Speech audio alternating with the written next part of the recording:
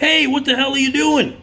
It's me, Nick Digilio. How are you? Thank you for checking out my YouTube channel. I've got like over 145, almost 100, I think 150 at this point, videos that you can check out. Scroll down. They date back in months and months and months, and they cover all kinds of stuff and stories, personal stuff, jokes, movie reviews, talking about music and talking about all kinds of theater and crazy theater stories that happened on stage and behind the stage and all that kind of stuff.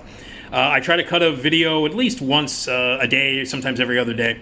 But they're all here, and you can also check out videos on my Patreon page, which is a great way to help out. You should donate. You know how you watch PBS and you don't pay? That's kind of a dick move. Well, go to Patreon, watch videos, but donate. It's a great thing. It'll make you feel so much better about yourself. It really will. And it'll help out the people that give you the content on Patreon, and I'm one of those people. So if you're at Patreon now, donate, pick a tier. If you're not at Patreon, go to Patreon and donate. Patreon.com/NickDShow. Patreon.com/NickDShow. Oh wait, go, donate, good for you. Pick a tier, $3, $5, $25 a month. You get bonus content and all kinds of cool stuff. Also, check out my podcast. It's free. Subscribe. Nick D Podcast, RadioMisfits.com, Radio Misfits Podcast Network. Okay, I love to read. And I was just thinking about a couple of books or a few books that have kind of changed my life. Do you have a book that changed your life? I just read like a crazy person when I was a kid. I started reading at a very young age. And I just ate them up. I ate up books. Didn't comprehend a lot of it when I was really young, because I started reading at a really, really young age. And the first author that really captured my imagination was Edgar Allan Poe. And it was because of my obsession with horror movies. I loved horror movies at a very, very young age. As a toddler, I became fascinated by horror films. It started with the Universal movies that I probably saw when I was 3. I started watching horror movies. And by the time I was 6 years old, I was completely obsessed with horror, everything about horror, and everything horror related. And so as a result, at a very, very young age, I started reading Edgar Allan Poe. And I was a voracious reader when I was a kid. But yeah, I started reading Poe. So, I'm going to mention a couple of books that were landmark books for me. Books that really meant a lot. Some of them, a couple of them were actually life-changing. But the biggest author of all time for me was Edgar Allan Poe. And again, I want to hear your favorite authors, your favorite books, stories about books that changed your life. This is something I want to talk about on my podcast, too, with my partner, Esmeralda Leon. I want to talk with her about books that changed your life, important books, landmark books. And I would love to get your feedback, too. Leave it here on Patreon or on Facebook. Books that changed your life, or stories about books. Hell, if you want to leave an email for me on my podcast to be a part of it, it's nickdpodcast@gmail.com. So you can you can leave an email with your stories about books that changed your life, landmark books, your favorite books ever, books that mean a lot. Books that mean a lot to you. I want to hear your favorite books of all time. What are yours? nickdpodcast@gmail.com, or leave your comments here on Patreon after you donate, of course, and here on Facebook. On Facebook. Yeah, Facebook too. Leave them on Facebook as well, or here on YouTube. Okay, so Edgar Allan Poe was the first author that really captured my imagination. And again, it had everything to do with my obsession with horror movies, and my obsession also at a very young age with seeing the Vincent Price, Roger Corman, Edgar Allan Poe movies. And the other Edgar Allan Poe movies that Roger Corman made, like with Premature Burial, which starred Ray Milland. But the Vincent Price, Roger Corman, Edgar Allan Poe movies I saw at a very, very young age, and I had already had like some interest in Edgar Allan Poe, but then it really was cemented. So Poe is my favorite writer of all time. And again, when I first started reading Poe, 5 or 6 years old, I read it. I didn't comprehend a lot of it, but I kept reading over and over and over again. And now, as a almost 57-year-old man, Edgar Allan Poe is my favorite writer of all time. I love the short stories. I love all the stories. I love the poetry. I love everything. He's the greatest writer and one of the most fascinating, mysterious, and interesting artists who's ever lived. I find his life fascinating. I find him fascinating. I find his writing amazing and beautiful, poetic. It fills my heart. It makes me sad. It makes me happy. Every conceivable emotion that you can have while you're reading something, I have when I read Poe. It's not just creepy and scary, which it is, but it goes beyond that. His poetry is transcendently beautiful. It's tragic. You know, it's the kind of work, his work is the kind of work I go back and read a lot. You know, if I'm feeling funky or weird, I'll read some Poe. I've gone through some personal stuff over my life and over the past couple of years. There's been some traumatic shit that happened, losing my job after 35 years, falling off the wagon, dealing with sobriety for some weird reason, even though obviously Edgar Allan Poe was an addict. I find his work to be, you know, comforting and great. So, you know, I often go back and read stuff. We all go back to stuff that makes us feel good. Music that makes us feel good, movies, art that makes us feel good. For some reason, Edgar Allan Poe makes me feel good. It uplifts me, even though a lot of it is very dark and very tragic, and his life was very dark and very tragic. But Edgar Allan Poe, the first author and the first stuff that I ever read that really meant something to me. Catcher in the Rye, I'll mention because every, you know, white male in America, you know, responded to Catcher in the Rye. Holden Caulfield, even though he's a jag-off, was one of those characters. I read Catcher in the Rye. I was 13 years old, I was 14 when I read Catcher in the Rye, and it still remains one of my favorite books of all time. Sometimes it's my favorite. It changes from day to day. Like my top 3 books favorites. I mean, Poe is on a whole different. That's a whole different level. I judge Poe on a whole different level. But books that are my favorites, I have 3 that interchange depending on my mood, depending on the day. It's my favorite book. So Catcher in the Rye, again, Holden Caulfield. You know, when you're 14 years old and you hate everybody and you hate everything, Holden Caulfield is a character that you latch onto. Even though, like, as an adult, when you read Catcher in the Rye, you're like, man, this Holden Caulfield's a little punk. He's a little bitch. He's a bit of a jag-off. Kind of an entitled jag-off. But when you're 14 and you read it, you love it. And Catcher in the Rye is still one of the greatest books of all time. So Catcher in the Rye, big life changer, but that's kind of a generic one. But 2 books that I go back to all the time that are my favorites. Let me go back to 1997 and this book. Yeah.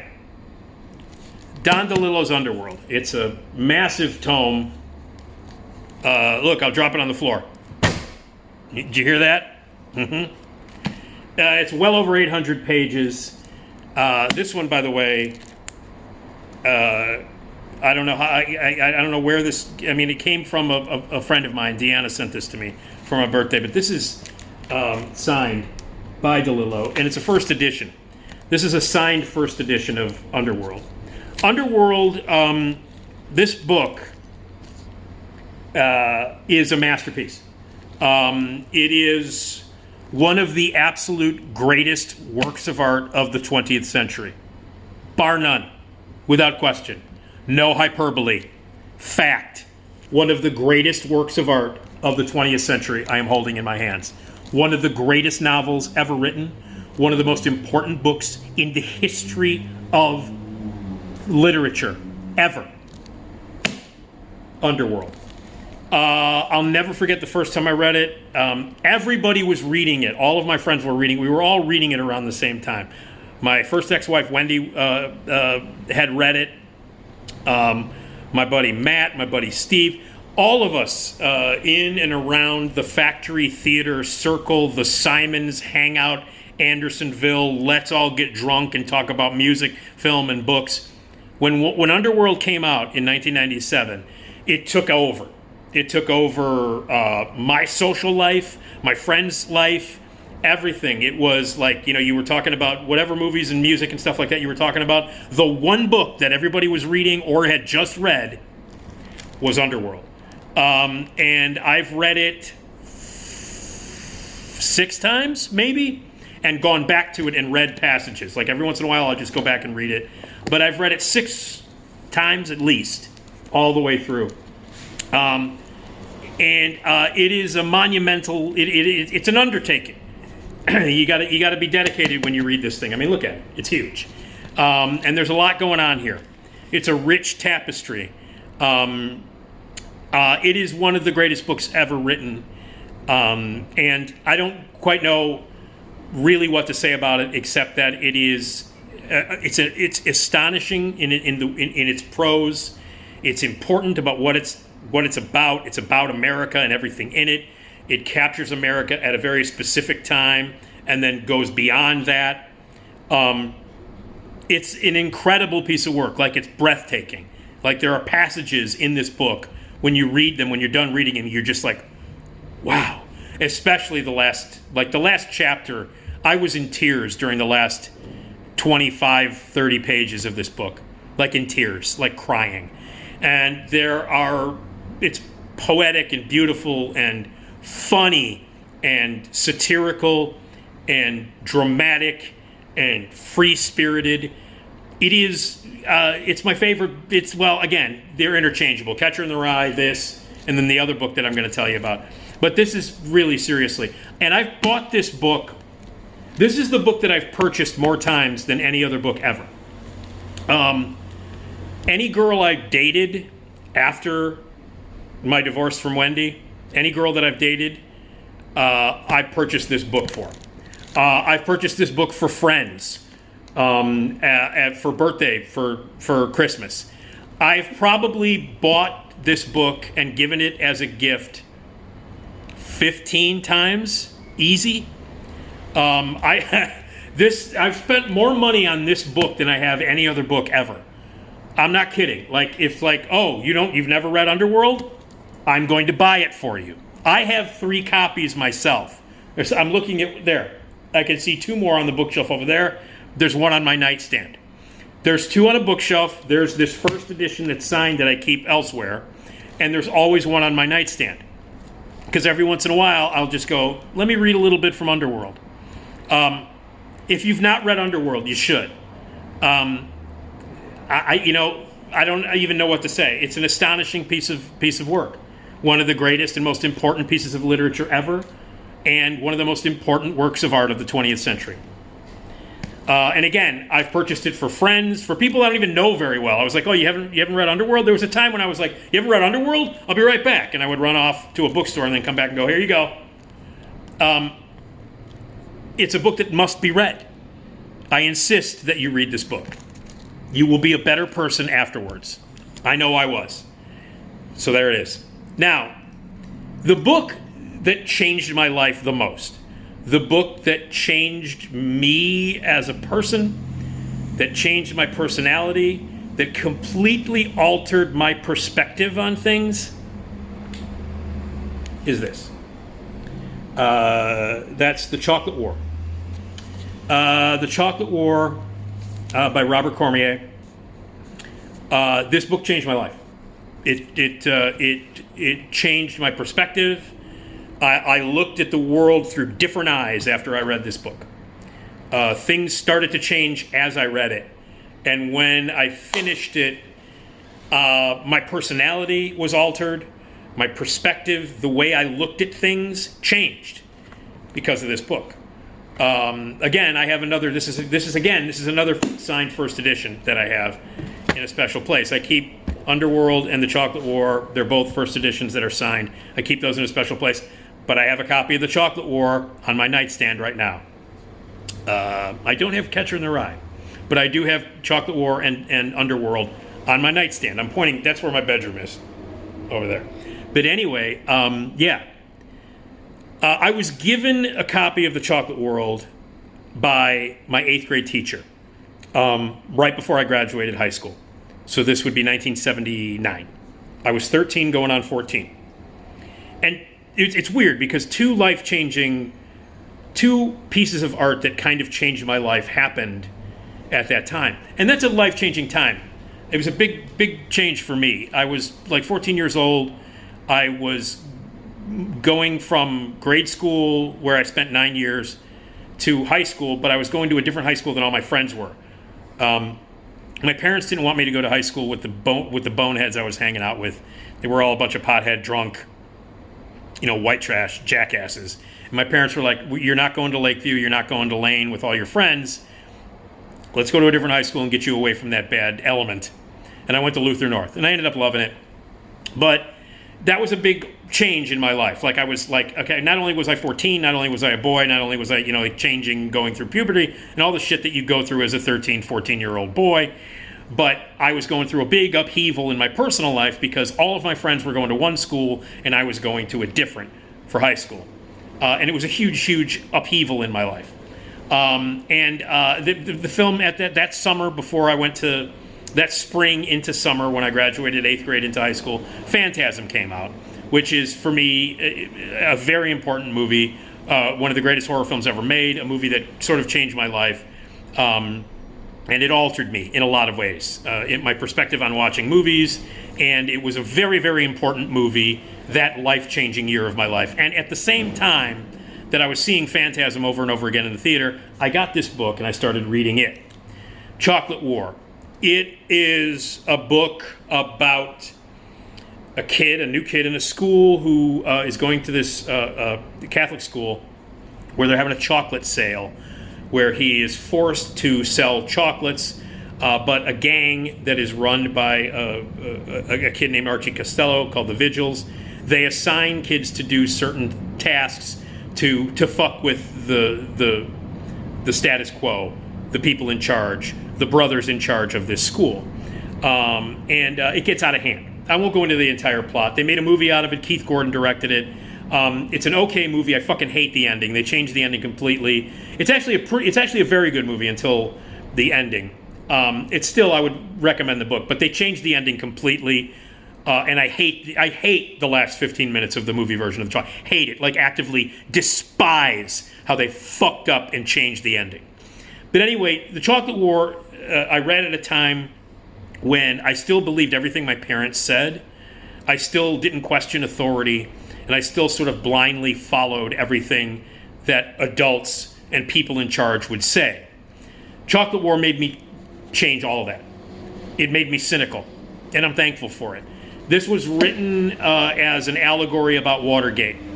And it was written at the time when the Watergate hearings were happening and when the country was going through all the weird Watergate shit and all the other like post and end of Vietnam stuff in the 70s that made everybody very cynical. And it was a time like during Watergate and just freshly out of Vietnam when in America you were questioning everything, when everything was fucked up, when the people in charge were assholes, when there was corruption everywhere. And that's what this book is about. And that's what it taught me. When I read The Chocolate War, when I finished reading The Chocolate War, I challenged authority. I didn't believe what my parents said all the time. I did not blindly trust what adults did or said. I became cynical. I started to think about the government not being as awesome and wonderful as the government is. I didn't trust the government anymore. I didn't trust people in charge. My boss might be an idiot. My boss might be a dipshit. My boss might be a corrupt asshole who doesn't know his elbow from his ass, which is definitely true of the assholes that are running GN who fired me. And also, you know what? My parents, they might not know what the fuck they're talking about. They might be a little corrupt. You know what? That teacher that you respect so much might not know what they're talking about. They might be on the take. It is a book that taught me cynicism. It was a book that taught me how to question authority. Never blindly follow anything, especially adults, especially people in charge, especially the government. That's what this book taught me. And again, I became a better person for it. So this book changed my outlook on life. I became cynical. I began questioning things. I did not take everything on the surface. And yeah, so people are being like, oh, you became cynical because of a book? That's not good. No, it is good. It's good to question authority. It's good to not trust things, especially during the time when this thing was written and when it was published. So this is the big one right here. Underworld, Catcher in the Rye, interchangeable as my favorites. But this was the big life changer. Thank you, Mrs. Nagel. Mrs. Nagel is the 8th grade teacher. I don't know what happened to her. I don't know where she is now. She gave me a copy of this book on paperback and wrote in it, Nick, I think you'll like this book. She gave it to me because I had the most book reports in 8th grade. Like, you got a star for every book you put. You know how they put those poster boards up on the wall in your classroom and you get a star for doing something? Well, I had by far like triple the amount of stars for books that I read and book reports that I wrote because I was a voracious reader. and I did it for extra credit. And I was a good student when I was in grade school. Terrible in high school. But I was a good student in grade school and a good reader. So because I had read so many books and because I had a million more book reports than everybody combined in that class, Miss Nagel at the end of the year, right before I graduated, said, I think you'll like this book. And she gave me a paperback copy. I don't have it anymore. I don't know where the fuck it is. It might be in a box somewhere. But the actual copy that she gave me back in 1979, I still have somewhere. But Miss Nagel, she gave me a Chocolate War. She gave me the Chocolate War, and she's like, I think you'll like this book. Thank you, Miss Nagel. Thank you very much. She was a great teacher. Great fucking teacher. Great teacher. And she was like, yeah, you're a little shit. You're a little shit. You're a little smart ass, because I was a little shit. I was comedy boy. I was always cracking jokes. I was always a smart ass. I was always talking about horror movies. I was always talking about movies that I shouldn't have seen. You know, I was 13 years old and I saw R-rated movies. I saw every kind of movie. Violence, sex, horror, gore, tits, ass, blood, language, all of it. I had seen it all and regurgitated it all over the classrooms.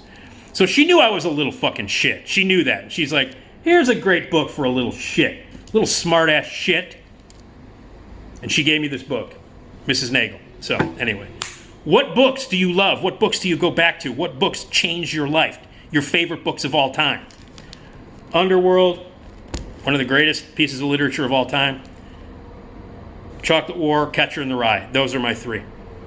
Life-changing. Books are good, man. Hey, read, why don't you? All right. Anyway, what are your favorites? Leave them here or leave them on Facebook.